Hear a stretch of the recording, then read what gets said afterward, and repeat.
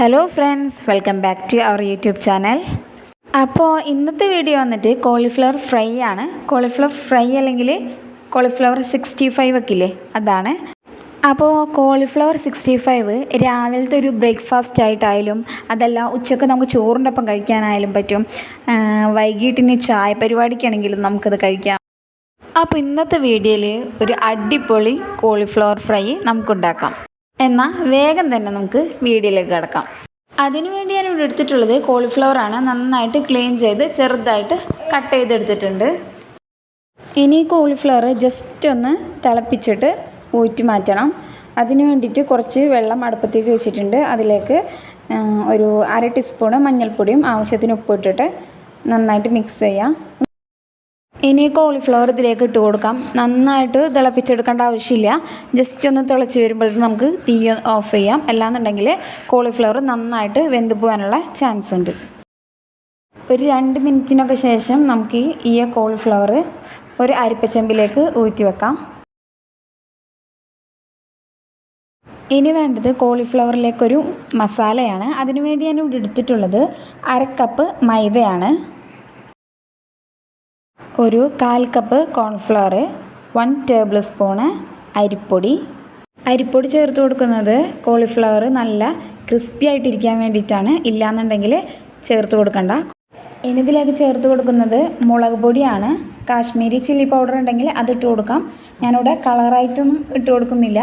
ഇനി അതിലേക്ക് ഒരു 1/2 ടീസ്പൂണ് മഞ്ഞൾപ്പൊടി, 1/4 ടീസ്പൂണ് ഗരം മസാല, 1/4 ടീസ്പൂണ് കുരുമുളക് പൊടി, ആവശ്യത്തിന് ഉപ്പ്, 1 സ്പൂണ് ജിഞ്ചർ ഗാർലിക് പേസ്റ്റ്. ഇനി ഇതൊന്ന് മിക്സ് ചെയ്ത് കൊടുത്തിട്ട് ആവശ്യത്തിന് വെള്ളമൊഴിച്ച് നന്നായിട്ട് മിക്സ് ചെയ്ത് കൊടുക്കാം. അതിനു മുന്നേ നിങ്ങൾ ആദ്യമായിട്ടാണ് എൻ്റെ ചാനൽ കാണുന്നതെങ്കിൽ സബ്സ്ക്രൈബ് ചെയ്യുക. അതിനോടൊപ്പം ഒരു ബെല്ലൈക്കൺ വരും, അതിൽ ക്ലിക്ക് ചെയ്യുക. ഓൾ എന്ന ഓപ്ഷനിൽ ക്ലിക്ക് ചെയ്യുക. അപ്പോൾ ഇവിടെ കോളിഫ്ലവർ ഡിപ്പ് ചെയ്ത് ഫ്രൈ ചെയ്യാനുള്ള മസാല റെഡി ആയിട്ടുണ്ട്. ഇനി കോളിഫ്ലവർ മസാലയിലേക്ക് ഇട്ട് കൊടുക്കാം. ഞാൻ കുറച്ചീശായിട്ട് ഇട്ട് കൊടുക്കണുള്ളൂ, കാരണം കോളിഫ്ലവറിലേക്ക് നന്നായിട്ട് മസാലയോടുകൂടി കോട്ടിങ് ഉണ്ടാകാൻ വേണ്ടിയിട്ട്. അല്ലാന്നുണ്ടെങ്കിൽ ഫുൾ ഇട്ട് കൊടുത്തിട്ട് നന്നായിട്ട് മിക്സ് ചെയ്തെടുക്കാം. ഇനി അടുപ്പത്തേക്ക് ഒരു പാൻ വെച്ച് കൊടുക്കാം. പാൻ ചൂടായിട്ടുണ്ടെങ്കിൽ ആവശ്യത്തിന് ഓയിൽ ഒഴിച്ച് കൊടുത്തിട്ട് ഓരോ പീസായിട്ട് നമുക്ക് കോളിഫ്ലവർ ഇട്ട് കൊടുക്കാം.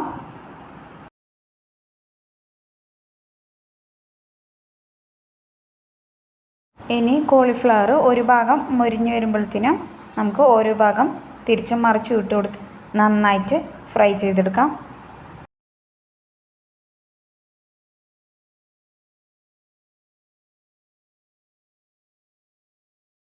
ഇപ്പോൾ കോളിഫ്ലവർ ഫ്രൈ ആയി വന്നിട്ടുണ്ട്. ഇത് നമുക്കിനി ഒരു പാത്രത്തിലേക്ക് കോരി മാറ്റാം.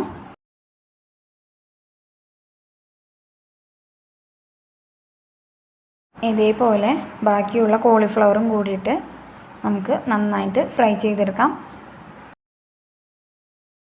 കോളിഫ്ലവർ നന്നായിട്ട് ഫ്രൈ ആയി വന്നിട്ടുണ്ട്. ഇതിലേക്ക് ഒരു പിടി കറിവേപ്പിലയും കൂടി ഇട്ടിട്ട് നന്നായിട്ട് ഫ്രൈ ചെയ്ത് ഒന്നിച്ച് കോരി മാറ്റാം.